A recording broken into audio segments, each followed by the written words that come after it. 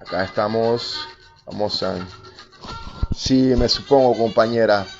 Situación que pasa en todo con esto de las clases virtuales, donde los estudiantes y panameñas están peleando para que se haga una educación efectiva de verdad y no con este juego de la educación gratuita, donde aún no se libera la banda ancha para que puedan tener una educación de calidad por medio de la modalidad virtual. Así que el problema del Internet es un problema a nivel, digamos, de la región. De que, bueno, y en Panamá también, que no alcanza las frustraciones, los estudiantes, las estudiantas, los niños, las niñas, a nivel universitario.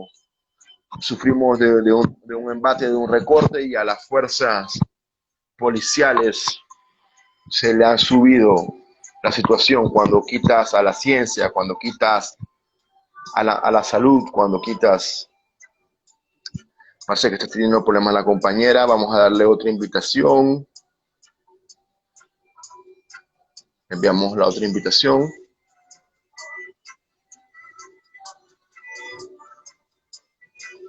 Esperando que la compañera, salud también, el compañero de comunicación efectiva, Néstor Marrón. Ahora sí parece que tenemos a la compañera con nosotros. Buen día, ¿cómo estás? Hola, buenos días. ¿Todo bien por allá y por aquí? Bueno, sí, aquí estábamos esperándote con mucho ahínco para hablar un poco sobre lo que es la situación eh, comunicacional en América Latina y un poco de ti y hablamos un poco de América Latina y resumen después de la situación que nos interesa a todos y a todas. Bueno, el día de hoy tenemos a la compañera Orlenis Ortiz. Es una activista de la comunicación de su país, Venezuela, y se ha convertido en un referente de las redes sociales en la era de la inmediatez contra los grandes monopolios que nos han venido mintiendo por años. Bienvenida, compañera Orlenis, En la calle Panamá. Muchísimas gracias. Bueno, aquí estamos acompañándote con una taza roja, mira. Ah, qué bueno. Siempre tenemos que demarcarnos y dar nuestra motivación de frente. Arrancando la entrevista, cuéntanos un poco cómo te conviertes en activista de la comunicación política. Bueno, ese es un cuento largo, pero hay un resumen del mismo, ¿no? Por favor. Y yo lo sintetizo a partir del 2013, que hay allí como un crash existencial en mi vida con el fallecimiento de Chávez y, y con el hecho en sí de irme a vivir a la capital. O sea, esos dos elementos que sucedieron el mismo mes, pues cambió la cosa, ¿no? Porque no es lo mismo estar, digamos, en el interior del país o en las adyacencias a la capital que estar en el centro donde la política se mueve, o se mueve mucho más. Y bueno, yo diría que hay una cuestión allí de necesidad, o sea, identificar necesidades que hay de comunicar, de informar cosas que normalmente no ves en los medios tradicionales, ni siquiera nuestros muchas veces, ¿no? Claro, Cometemos allí esas fallas al respecto. Y bueno, poco a poco va saliendo esa voluntad de hacer ese tipo de cosas, pero en función de la necesidad. Y en particular, por ejemplo, mi fuerte, que es el Twitter, eh, se disparó en aquel momento cuando las mal llamadas guarimbas aquí en Venezuela, porque nosotros estábamos desde el propio terreno, o sea, casi que en el medio de las guarimbas también, buscando la información real para poder contrastar con lo que ellos informaban. Entonces, en ese momento, como era un momento muy álgido de información y de lluvia de fake news y toda la manipulación mediática que había entonces, pues había oportunidad de poder proyectar esto a través de las redes sociales, particularmente desde el Twitter. Y bueno, mi cuenta en particular fue muy activa en ese momento, aunque esa cuenta de ese entonces me la suspendieron un mes después de ese momento. claro. Sí, estos embates comunicacionales los venimos registrando en Latinoamérica y hablando más de tu país, desde una de las más grandes recientes ha sido el 11 de abril del 2002, donde ya los medios de comunicación tenían preparado todo un show. O sea, hay un documental muy importante que habla sobre esta situación y de toda la forma de que ellos tenían que tenían preparado ya. O sea, los medios de comunicación son las nuevas, no las nuevas, son las recientes armas para atacar, para acabar con los procesos, para ir eliminando todas las posiciones posibles dentro de los países. Hablando de esto, ¿crees que la izquierda latinoamericana tiene que mejorar su método de comunicación hacia el pueblo? Bueno, yo creo que lo principal para poder hacer eso es la unidad, ¿no? La unidad de las partes. Que en todos los espacios nosotros podamos primero identificar dónde estamos, quiénes somos, cuántos somos, y en función de eso y del mismo objetivo que tenemos en común, pues garantizar la articulación permanente, que es algo que ha costado muchísimo, ¿no? No solamente a nivel comunicacional, sino en todo sentido. Y creo que es vital porque vengo defendiendo mucho que el momento en el que estamos representa como un quiebre en esa clásica opinión pública que se ha construido durante décadas. Y es un momento que hay que aprovechar porque como nunca ha quedado en evidencia precisamente toda la manipulación mediática histórica y ha quedado en evidencia también los quiénes, ¿no? Más allá de la obviedad.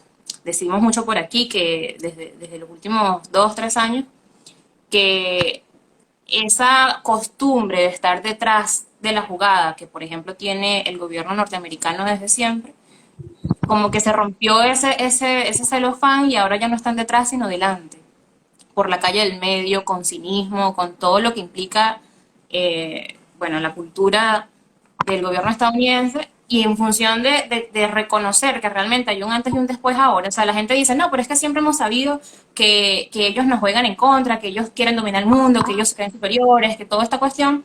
Sí, pero hay una diferencia entre que ellos realmente asuman el papel. Generalmente se camuflajeaban en otras cosas. En los 80, por ejemplo, lo hicieron con las ONG y siempre estaban utilizando a las organizaciones no gubernamentales precisamente para ocultar sus operaciones encubiertas y todo esto.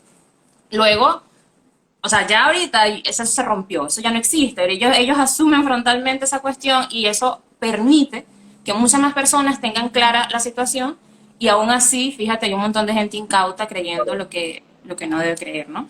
Y bueno, ahí el papel de nosotros es fundamental a nivel incluso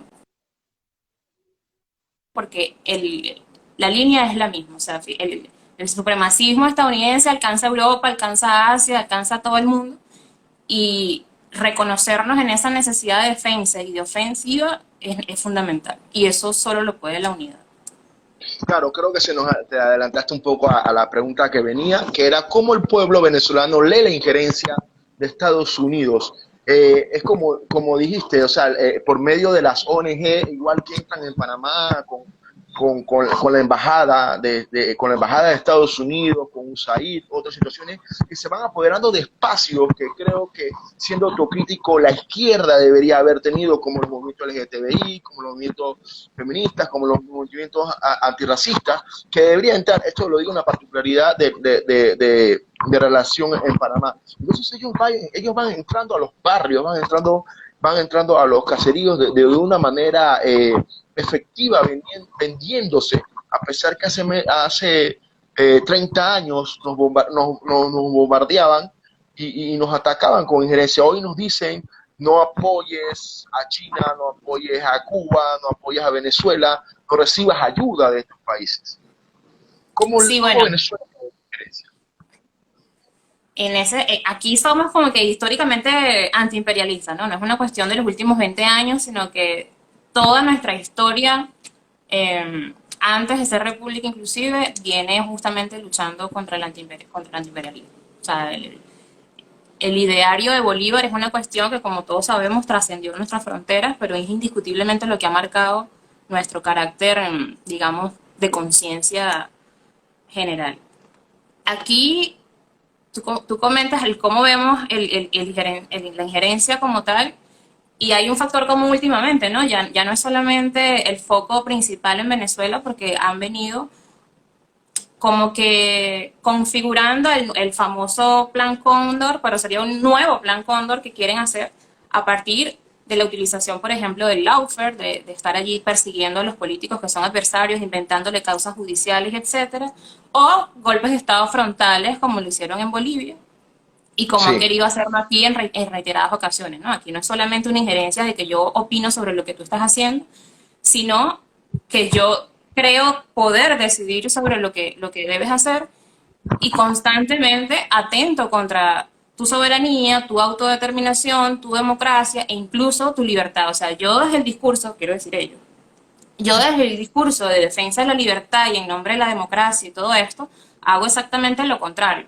porque quiero someterte, porque quiero, yo comentaba hace un poco, hace unos días en un tuit, decía algo que era como metafórico, y iba más o menos en la onda de, bueno, necesito que te rindas porque no puedo vencerte. Y en función de esas cuestiones es toda la manipulación, ¿no?, que hacen.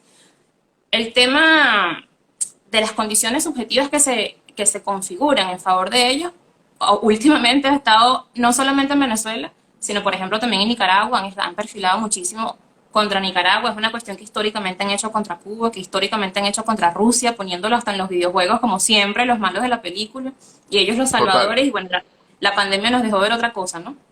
Pero entonces es una configuración mixta de un montón de cosas que ellos utilizan porque tienen los cañones con qué, o sea, tienen el poder mediático, tienen el poder económico, tienen el poder militar y bueno, tienen una historia bélica que al resto los somete, digo al resto de la Unión Europea, porque por ejemplo eso de que nosotros tenemos ahorita las elecciones y ellos no terminan de decidir venir o no, y de hecho lo que hacen es decir que no tienen tiempo para eso, eso es un lineamiento de Estados Unidos, que varios países europeos o la Unión en general haya identificado al innombrable este como supuesto presidente, también es un dictamen estadounidense. Entonces, allí es múltiple como que el bombardeo de todo lo que nos hacen, ¿no? Y en función de eso, aquí afortunadamente nosotros tenemos, como te decía al principio, una línea histórica que nos marca. O sea, no es nada más que nosotros estamos ahorita convenciéndonos de que tenemos que defendernos. No, esto es una cosa que el venezolano lleva en la sangre prácticamente. Y, y en función de ver también cómo les afecta a todos, porque no es se rompe el mito también del tema de que, por ejemplo, el tema del bloqueo es contra el gobierno o que solo los chavistas serían los afectados en caso tal de un bombardeo o una invasión. Todo eso se ha roto por múltiples factores, por el cinismo del que te hablaba antes y que ahora se ponen al frente de la situación y reconocen abiertamente el tema de la necesidad que ellos tienen de hacer sufrir al pueblo para poder presionar y asfixiar al país para supuestamente ellos derrocar el gobierno nacional. Entonces, Claro, dime. sí, claro, estas situaciones, esta maquinaria se viene trabajando, nos encontramos con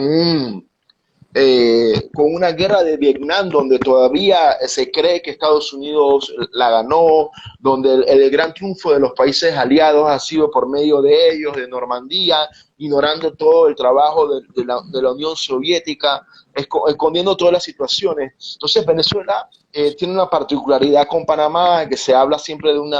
Yo sé que es difícil vivir bajo la situación de siempre estar escuchando invasión, invasión, que tus pobladores la traten de aceptar. Eh, encuentras una migración venezolana en Latinoamérica donde al principio eran los grupos oligárquicos, gente con mucho dinero que te hablaba, pero ahora también te encuentras a una población de obreros y obreras diciéndote que es la única solución. Entonces, Panamá ya pasó por eso. Hace 30 años cuando se hace hace 29 años cuando se hace un estudio de qué fue la invasión de Panamá, muchos decían la iglesia, los medios de comunicación, el mismo gobierno impuesto, te hablaba de una liberación. Ahora posteriormente estamos cayendo en una realidad de que sí hubo una matanza por parte de los Estados Unidos y es como tú dices, no solamente va a ser hipodérmica para los chavistas, sino para toda la población, una situación de que no se va, que no se va creyendo y que Estados Unidos siempre habla de esta liberación, de poder vemos Siria, vemos Afganistán, vemos Libia, para, para poner por lo menos un ejemplo. Bueno, es que precisamente aquí, en esa época de las guarimbas en el 2017, que debería llamársele violencia política como tal, eh, mucha gente ponía como ejemplo a Panamá precisamente. O sea, diciendo, mucha gente opositora, quiero decir, disociadas totalmente y alienadas completamente, afirmando que más bien ansiaban lo que pasó en Panamá, ignorando completamente el contexto de lo que realmente sucedió, los datos de bueno, la cantidad de muertes que hubo, la cantidad de trauma, o sea, el nivel de trauma, mejor dicho, que sufrió esa sociedad, como que fue para mejor. O sea, no, menos mal que pasó allá, porque ahora mira cómo están, ahora Panamá es un sitio de potencia mundial en el sentido de comercio, del turismo y un conjunto de cosas, y todo esto lo delinea precisamente la hegemonía mediática. O sea, aquí tuvimos en los últimos años, o bueno, en los últimos, de hecho no lo tuvimos, corrijo, hace como 10 años hacia acá, todo el tema de la cultura que comenzó a darse en función del dólar, ¿no? Eso se fue potenciando como por allí por el 2010, 2011, 2012, con el tema de lo que aquí fue CADIVI, que fue el sistema de administración de divisas, donde mucha gente, o sea, recibía de parte del Estado a través de los bancos con tarjetas de crédito y tal, un subsidio del dólar, pues, o sea, como que mucho más barato. Y la gente viajó y viajó y viajó, creándose incluso una burbuja, incluso en Panamá, porque para ir a cualquier parte entonces tenías que pasar por Panamá. Pero entonces, en los aviones y en todas las cuestiones en el aeropuerto en Panamá, tú lo que ves es una cosa fantástica para ellos, ¿no? Entonces, para ellos esa es la lógica. Dice, bueno, mira, si este es el país, mira cómo está este país después de una invasión, yo también quiero eso. Entonces, ese elemento que pasa por no conocer la historia, que pasa por no preocuparse, por ejercitar la capacidad de discernir, y que pasa por ser víctima de este bombardeo constante, es una cuestión instalada contra la que nosotros estamos luchando fuertemente, pero que es difícil, porque es una cuestión arraigada en la cultura de la gente. O sea, esas personas, por ejemplo, que te estoy comentando, que viajaron a muchos países, y te estoy hablando de personas que sin esa oportunidad de hacerlo, o sin esa fórmula que se creó en ese momento, de parte del Estado venezolano, no existiera, nunca lo hubiese hecho. Y eso, bueno, pero eso es otro tema. El punto es que a partir de allí, por ejemplo, se genera, yo estoy convencida de esto, de que a partir de allí se genera como que las condiciones subjetivas para todo lo que ha sido la migración venezolana. A partir de esa burbuja creada, de todo lo que te están vendiendo a medida que vas recorriendo, que te montas en un avión y caes en no sé dónde, y eso sumado a la industria del entretenimiento que te vendió por Hollywood, que te vendió por videojuegos, que te vende constantemente ahora en redes sociales y tal, piensas que lo que parece una tacita de cristal fabulosa, la que tú quieres alcanzar, bueno, eso es lo que ansías para tu país, pero sin conocer realmente la realidad de esos países en concreto. O sea, no conocen la realidad profunda de Panamá, no conocían todo, por ejemplo, en el caso de Europa, que creían que por ser del primer mundo, el famoso primer mundo, y por ser países desarrollados y todo esto, iba a funcionar perfectamente todo el sistema en cuanto a la pandemia ahorita, y se rompió el cascarón vacío y la gente notó que es falso, que ese primer mundo estaba realmente capacitado para eso. Entonces, todas estas cosas tienen todo que ver con ese gusanito que muchas veces está pendiente allí de que la gente investigue y no lo hace. Y es muy fácil simplemente seguir a todas las cuentas que son chéveres y ya, y dejar que te convenzan de mantenerte ignorante. Claro, y te encuentras, como tú dices, la falta de la búsqueda de la información en este momento donde con un clic sabemos que el Internet no le llega a todos y a todas. Es parte de la desigualdad que se vive en este país. Cuando llegas a Panamá, el avión da una vuelta pasando por todo lo que es el área de Paitilla, llamando la Dubái de las Américas, llamándole la Miami de Centroamérica, y toda esta situación te van vendiendo el país de una forma, pero Panamá es un país lleno de desigualdades permanentes, de la construcción del canal a más allá, donde nos encontramos un país racista, un país clasista, un país con sentimientos pro-yanquis. Y con otras situaciones que venden, que venden y esconden la realidad de nuestros países. Pero hablemos un poco de cómo están enfrentando la situación de las organizaciones de base, los Bueno, colectivos. fíjate, aquí hay un contexto muy llamativo en el que yo te invito a insistir también en multiplicar, Por favor. porque se oculta demasiada información, pero al mismo tiempo se tergiversa, ¿no? Por ejemplo, aquí estamos en dos ambientes, o en tres, pudieran ser, que se cruzan. En la actualidad estoy hablando de septiembre y lo que queda de año. Bueno, ya septiembre se acabó. Que es el tema de la crisis económica como tal que hemos vivido en los últimos años, es el tema de la pandemia que vivimos desde marzo, y ahora el tema de las elecciones. Entonces, toda la estructura de base que está organizada en Venezuela cruza de manera sorprendente y ¿cómo se llama? Y ejemplar estas tres líneas. Entonces, por ejemplo, nosotros estamos atravesando una crisis crítica, valga la redundancia, o sea, muy, muy severa, mejor dicho, desde 2017 con énfasis, ¿no? Viene desde antes por la caída de los precios del petróleo, luego con un conjunto de situaciones, pero fundamentalmente con severidad es el 2017. Empieza un poco en el 2015 con el tema de las elecciones, el acaparamiento, con la crisis inducida a mayor escala, porque tienen poder para hacerlo, porque son los que tienen la producción de alimentos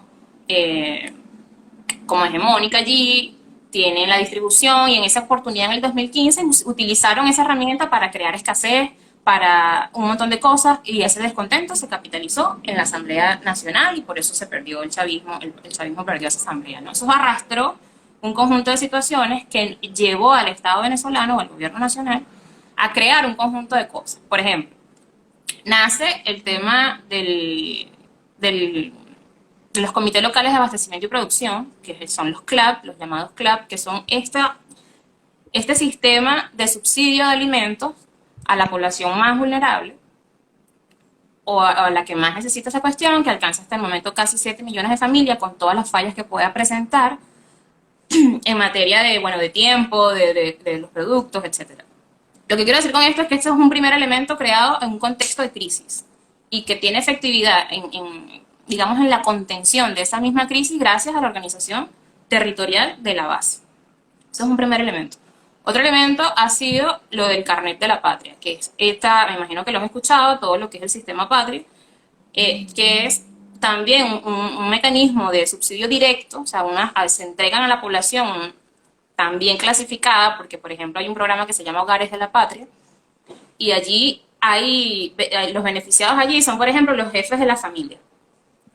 Ese jefe de familia recibe esa bonificación especial fija, y luego hay un conjunto de bonificaciones de otro tipo, con las misiones sociales también, si eres, por ejemplo, beneficiario de la misión José Gregorio Hernández, que es todo el tema de los discapacitados, etc.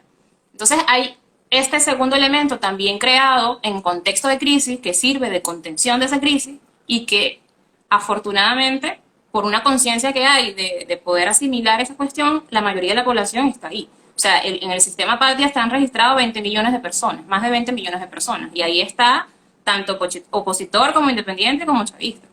Entonces ese es otro elemento. Cuando entramos en la pandemia, estos dos elementos se cruzan y nos sirve para poder abordar la pandemia de una manera más efectiva. ¿Por qué? Porque precisamente como ya venimos arrastrando un contexto de crisis, esta situación en la que las economías del mundo se han visto golpeadas, pues ahora resulta que nos juega a nosotros como una ventaja. Entonces, a través del sistema Patria, que es el que te estoy diciendo, se ha logrado la gestión de la pandemia de una manera efectiva. Con un solo ejemplo te lo voy a poner, porque son varios, pero te pongo uno. Allí se puso una encuesta para que las personas se presentaban allí una serie de sintomatologías, a ver si tú estabas presentando alguna de esas asociadas con el COVID. Y como ya tú estás allí ofreciendo tus datos, dónde te encuentras, dónde vives, quién es tu círculo familiar, etcétera, entonces se hace más fácil abordarte, identificarte, saber ir a tu casa con un sistema que aquí tiene 17 años y tiene que ver con el modelo, y ahorita voy a cruzar eso con el tema del modelo que plantea el gobierno nacional, que es el sistema de barrio adentro. Entonces, tienes 17 años de un sistema de salud comunitaria donde un médico vive en la comunidad, son médicos cubanos en su mayoría, vive en la comunidad, se ha llamado médico familiar, vive y trabaja ahí. Entonces, este sistema, que está acostumbrado aquí por todo el tiempo que tiene, resulta o también como la columna vertebral de la gestión de la pandemia. Entonces, te identifican a través del sistema creado en crisis. Afortunadamente ahora se tiene pulida la cosa porque ya van 3 años y casi 4 años de la creación de este sistema y se optimizan los recursos, no van, esta gente que son más de 20.000 médicos no van por ahí adivinando quién tiene y quién no, sino que van a la casa del que reportó que presenta un síntoma, por ejemplo. Entonces, ese es un segundo cruce, ¿no? Y el tema de los CLAP, por ejemplo, no sé, me imagino que escuchaste también el intento del gobierno en Chile, que estuvo diseñando allí como un modelo de algo similar, de entregar cajas de alimentos en el contexto de la crisis y todo esto, pero como no existía una base organizada, no existía un conocimiento real de las necesidades de la gente, de que el porcentaje de la población vulnerable que necesita este tipo de cosas es aún mayor de lo que ellos dimensionaban, entonces en un principio fue totalmente atropellado, la gente, o sea, no fue viable en ese momento la cuestión y poco a poco, gracias a los gobiernos locales, fue que se fue dando. Claro, Entonces, ya voy a cerrar esta parte. Entonces, esos elementos, en el caso venezolano, que son en respuesta a las crisis, nos permiten abordar las siguientes crisis, pero eso todo tiene que ver con el modelo. O sea, esta cuestión se tiene en Venezuela gracias a un modelo que apunta al socialismo. Yo no soy de decir que estamos en socialismo, no vivimos en socialismo, aún vivimos en capitalismo, queremos transitar hacia el socialismo, pero esa es la visión. Y si eso lo hubiesen tenido en el resto de los países del mundo, las cifras de esos otros países fueran distintas, y de hecho a los números me remito en el caso de Venezuela.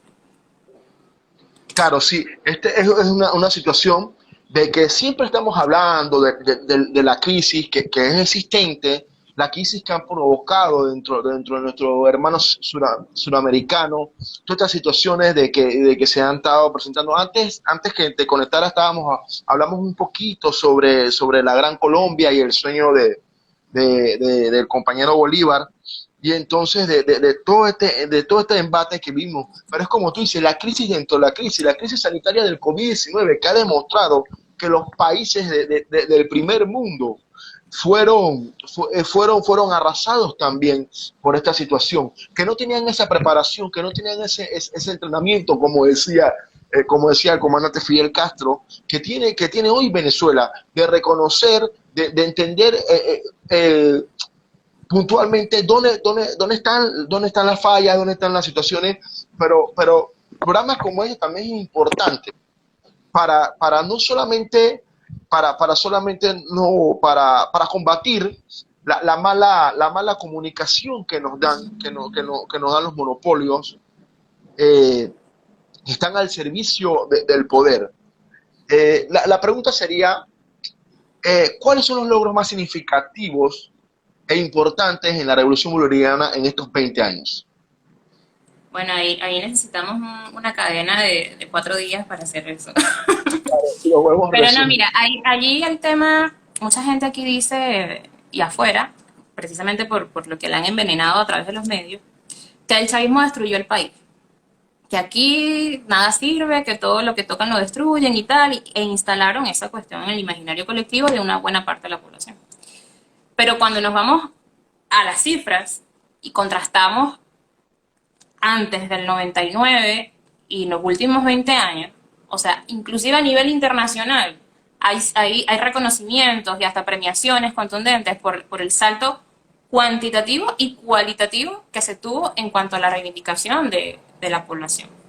Entonces, esas reivindicaciones sociales pasan, por ejemplo, en ser reconocidos a nivel mundial con el tema de la alfabetización. ¿Recuerdas? De aquella misión Robinson donde, por ejemplo, Chávez iba a las catacumbas del pueblo, como decimos aquí, al rinconcito, al pueblito más recóndito, y encontraba una persona que no podía escribir su nombre o que no sabía, y en eso sale esta onda, ¿no? Entonces, lograr el 100% de una Venezuela alfabetizada es una cuestión que marcó un hito en la historia de la Revolución Bolivariana y a nivel latinoamericano. Luego vinieron todo lo que es el tema de salud, y creo que es uno de los pilares fundamentales, cuando nació la misión Barrio Adentro en el 2003 en el convenio Cuba-Venezuela, y ha desarrollado una serie de políticas que, bueno, han beneficiado a toda la población, indistintamente de su tendencia política. La propuesta principal para separar, digamos, los modelos planteados o las visiones, lo, lo ejemplifican las misiones sociales, las misiones y grandes misiones, que es todo un sistema en la historia han sido más de 43 misiones que se han creado, algunas que otras en el transcurrir del tiempo se han fusionado, pero aportan no solamente a lo nacional, sino también el ejemplo a seguir en el resto de los países. Por ejemplo, aquí se ha creado la misión Milagro, que es el tema de las operaciones de la vista, Sí, en y eso ha Panamá. sido y eso ha sido a nivel internacional, esa cuestión en convenio con Cuba.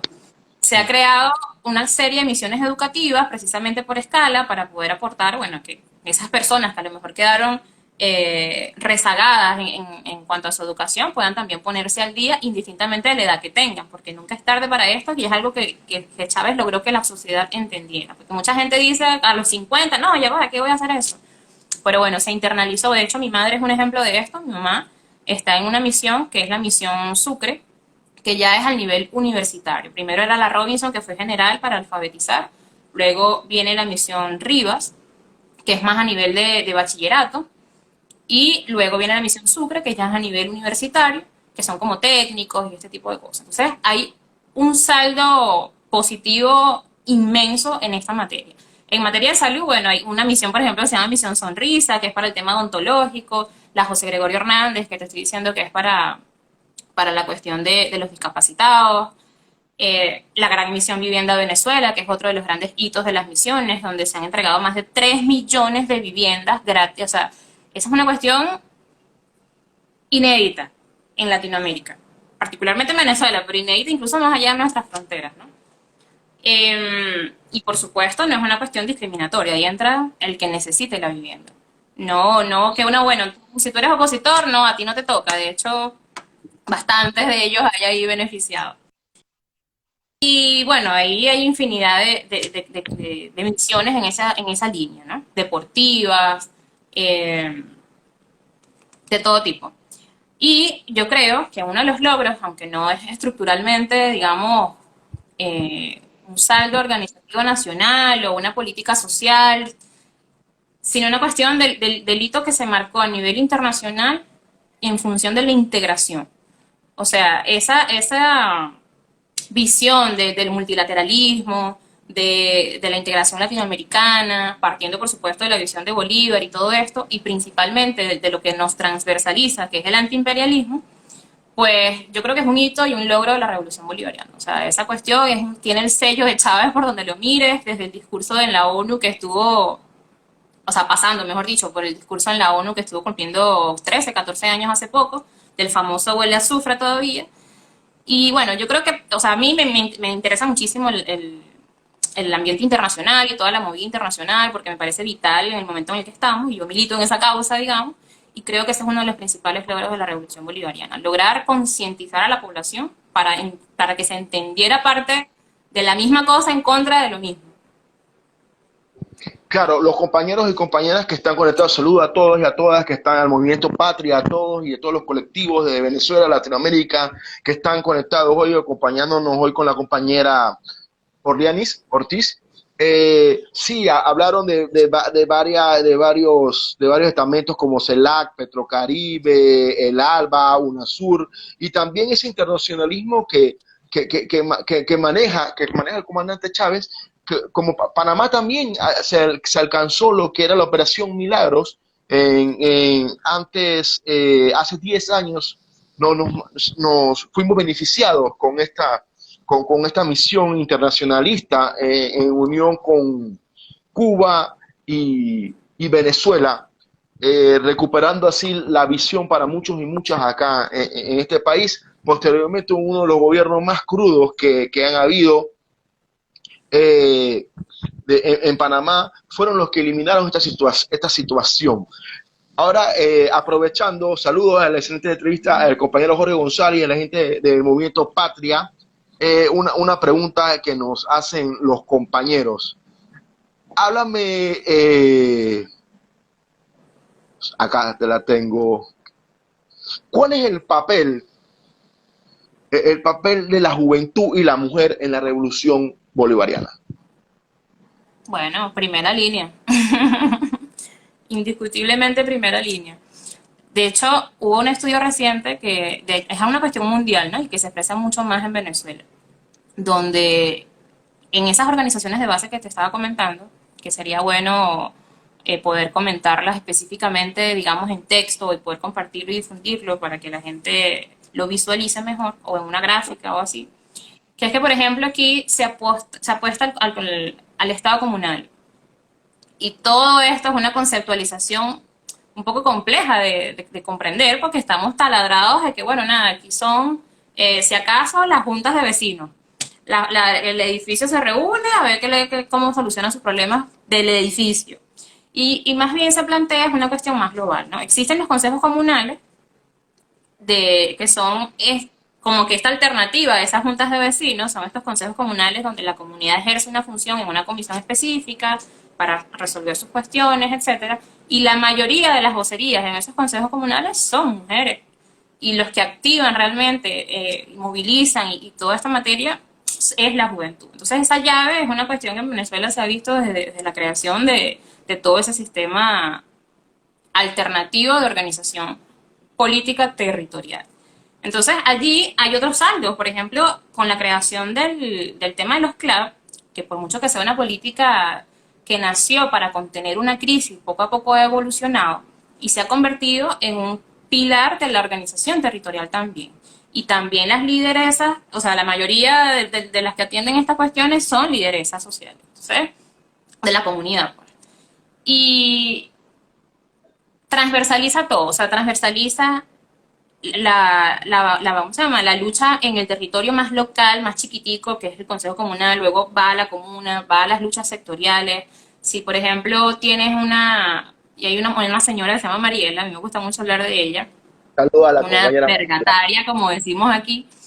eh, Ella tiene una lucha muy importante en el tema de autoconstrucción, o sea, de autoconstrucción de viviendas autogestionadas. Y han levantado edificios y donde la mayoría son mujeres construyendo esa cuestión. Te voy a pasar el dato para que algún videito ahí que compile la lucha para que la tengan por ahí al tanto. Por Y favor. bueno, distintas expresiones del poder popular organizado. Entonces, en esas distintas expresiones del poder popular organizado, la mujer es pilar fundamental de esa batalla. Y particularmente en los últimos años, en los últimos 3 en concreto, que te he insistido en que se ha afianzado mucho más la crisis por el tema del bloqueo y las mal llamadas sanciones, la juventud ha sido movilizadora, estimulante de mantener siempre como que esa conciencia esa conciencia de saber que se necesita estar organizado.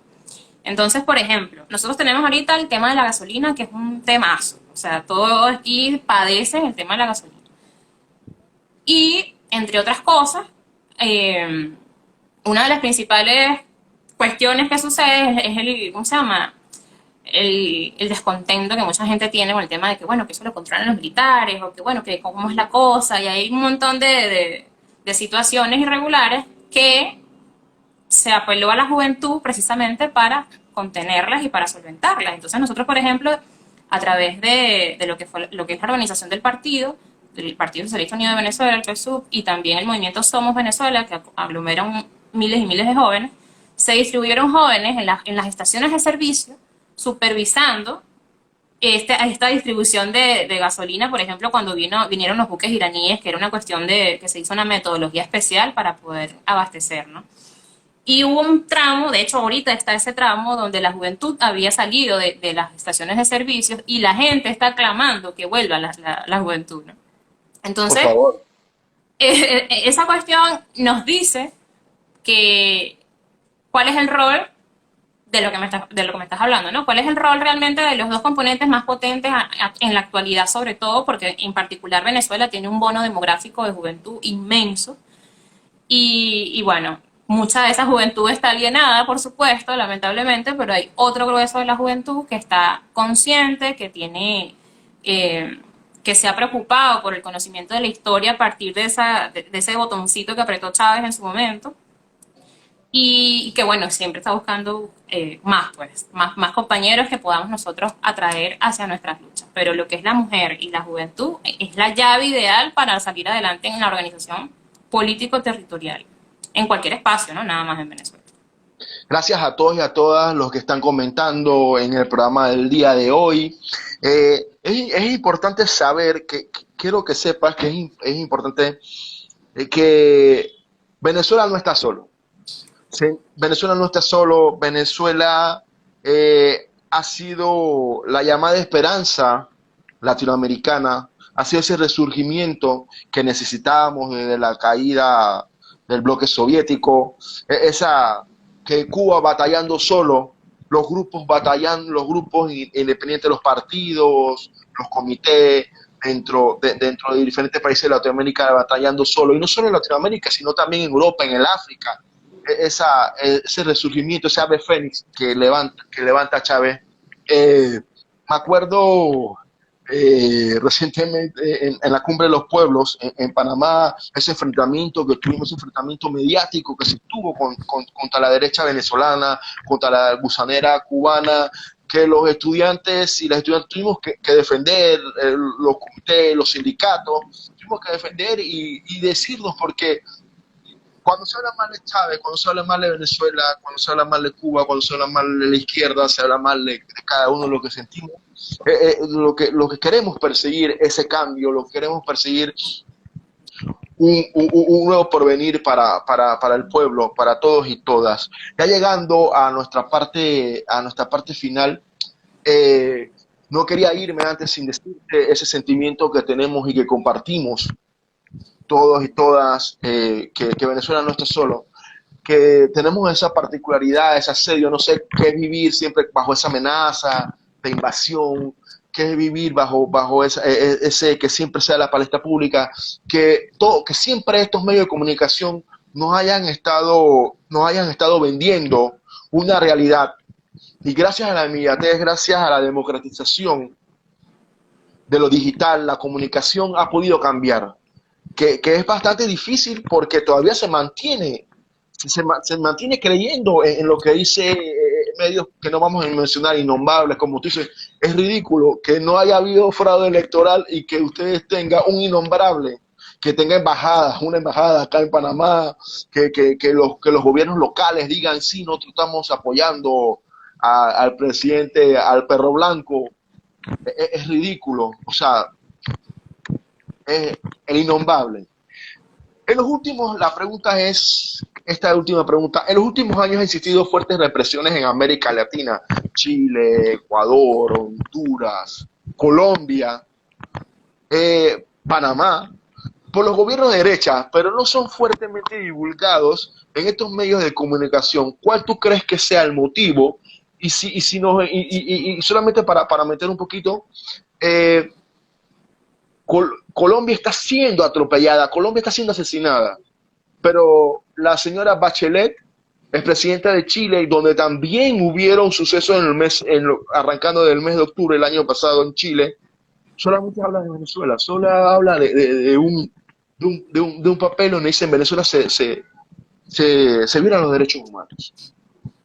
Así es, bueno, mira, allí entra un contexto que es importantísimo en el que nosotros insistamos, así sea tomándonos un café o esperando un autobús en una parada, porque no por el hecho de que yo viva aquí y sea venezolana, pero hay que comprender que, de hecho, yo tengo ahí el mapa, siempre tengo un mapa atrás, que conquistar este pedacito, que es Venezuela, implica tener prácticamente la entrada principal a toda la región, ¿no?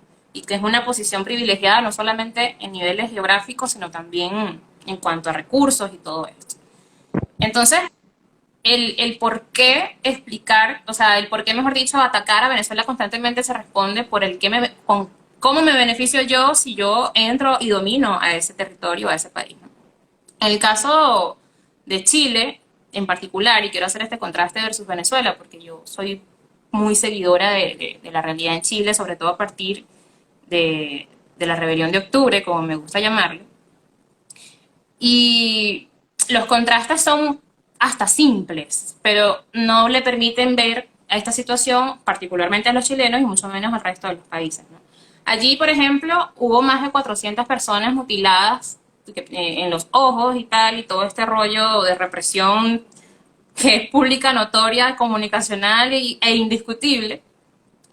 Pero de esto no hay informes, ni de comisiones especiales de la ONU, ni de la propia Bachelet, precisamente.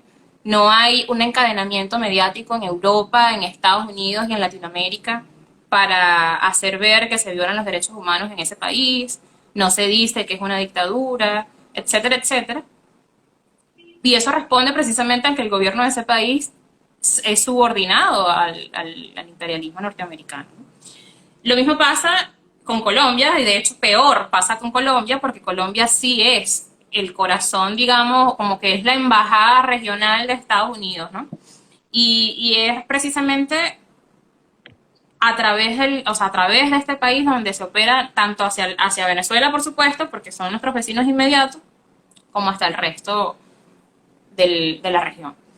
Yo creo que allí uno de los datos principales que hay que destacar, que aprovechando el contexto que tuvo recientemente con el tema del informe de la comisión esta contratada, a la que le pagaron 5 millones de dólares, por cierto, más el informe que ya había hecho Bachelet previamente, bueno, Bachelet, que no lo hizo ella, lo hizo la gente de Provea, que es la que siempre ha hecho ese tipo de informes aquí, y que, por cierto, hace un par de días actualizó diciendo otro conjunto de cosas. Uno de los datos fuertes es, por ejemplo, que ellos dicen que aquí se violan los derechos humanos, que Maduro es un dictador, que el régimen represor, que todas estas cuestiones. Y yo le comentaba, por ejemplo, en Twitter a Camila Vallejo, que es del Partido Comunista en Chile, y tuvo un comentario allí bastante irresponsable, le dije yo, porque, o sea, no he visto otro país donde se persiga a quienes, funcionarios o no, pero principalmente a funcionarios, violen los derechos humanos abusando de su uniforme, pues, por ejemplo. Y en Chile no conozco de un solo caso donde haya sido condenado un funcionario que evidentemente fue una cuestión sistemática con cómo operaron. Entonces, ¿cuál es la diferencia? Hay una diferencia entre que una violación de derechos humanos sea una política de Estado, que sea sistemática y que encima sea impune, como pasa en Chile y pasa en Colombia, a hechos concretos que además el Estado venezolano ha reconocido, que desde el principio ha informado cómo se ha atacado esta situación y que se ha perseguido y se ha condenado y hay un saldo real, o sea, que verificable de cuáles son la cantidad de funcionarios. De hecho, son, o sea, los que han sido, digamos, procesados y más de todo esto, no tengo la cifra exacta, pero son más de 500 en concreto. Entonces, y otros que están siendo investigados, la cifra llega como a 1000 y pico. Entonces, eso no lo ves en otro país, pero eso no les conviene decirlo. O sea, a ellos les conviene decir, fulanitos de tales tienen fiebre, pero no dicen por qué tienen fiebre. O no dicen qué medicinas se tomaron para curarse la fiebre o cómo intentan curarse la fiebre. Entonces, seguir posicionando lo mismo desde puntos de vista como Camila, por ejemplo, que en términos políticos hace daño, porque se supone para la lógica del imaginario colectivo que es una aliada de la izquierda y anti todo lo neoliberal, etcétera. La revolución pingüina. Bueno, entonces, no comprender esas intenciones que hay detrás de estos informes es muy peligroso para todos, para absolutamente todos, no solamente para Venezuela. Porque si, por ejemplo, en Chile, Daniel Jadwe, que es el candidato que están posicionando y que ojalá sea presidente en Chile, llega a la presidencia siendo el Partido Comunista, que es además el mito, ¿no? No, que un comunista no puede ser presidente de Chile, eso está por verse, dadas las condiciones. Pero lo que digo es que una vez se conquiste o se derroque el gobierno de Piñera, por ejemplo, va a cambiar totalmente la lógica mediática, la lógica económica, la lógica política internacional y va a hacer uno más del asedio permanente, ¿no? O sea, toda la situación que ha vivido Cuba 60 años, todo lo que está viviendo Venezuela últimamente, todo lo que apunta en vivir en Nicaragua, que se vive en Nicaragua, perdón, va también a posicionarse en Chile cuando eso suceda, y si no se comprende desde ahora que a eso van, entonces les va a ser mucho más difícil enfrentar eso. Entonces allí yo creo que es fundamental investigar. Yo recomiendo la lectura del informe que recientemente lanzó el Estado venezolano, que es el informe La verdad de Venezuela contra el infame. Y allí hay mucho que investigar. Yo siempre estimulo mucho a la gente que investigue porque no tienen que dejar, no tienen que seguir dejándose engañar por tanta cosa. Claro, quiero ya, creo que hemos llegado a esta etapa donde hemos quedado bastante orientados, nos falta más. También quiero invitar, ocupar un poquito tu espacio para invitar a todos y a todas. Lo que el Comité Panameño de Solidaridad con Palestina, Copasol, nos invita a la videoconferencia de las relaciones internacionales de Panamá con Palestina en el medio de la campaña El sionismo es una forma de racismo. El jueves 1 de octubre, desde nuestras plataformas, desde la plataforma Facebook, Comité de Solidaridad de Panamá con Palestina.